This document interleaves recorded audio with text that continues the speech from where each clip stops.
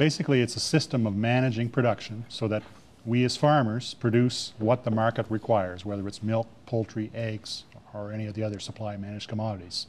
So we don't produce any surpluses, nor do we short the market. Short the market meaning? Undersupply it.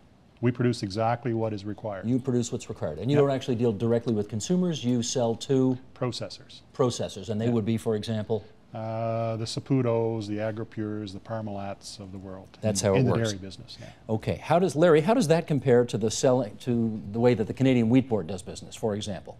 Well, the difference between what Ron just talked about and the Canadian Wheat Board is that Ron's group also has the ability to set the supply and also set the price.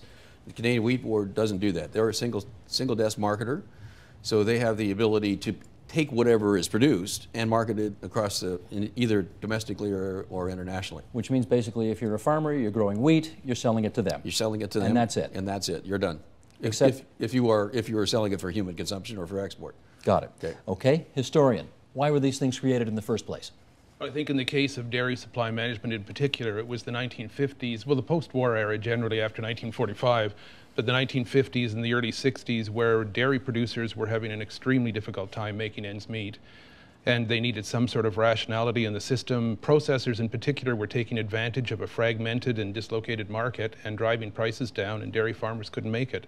So they were the ones then, the dairy farmers in the early 60s got together with the Ontario government of the day. Actually, in 1963 there was a Royal Commission, and in 65 we get the Ontario Milk Act, and supply management is introduced at the behest of the Ontario government.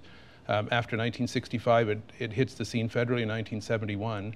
And as a result, it evens out the peaks and troughs. No more peaks and troughs of dairy farmer income. As far as the Canada Wheat Board goes, the Canadian Wheat Board, it also came from similarly disastrous beginnings, I think, for wheat farmers in the West in particular.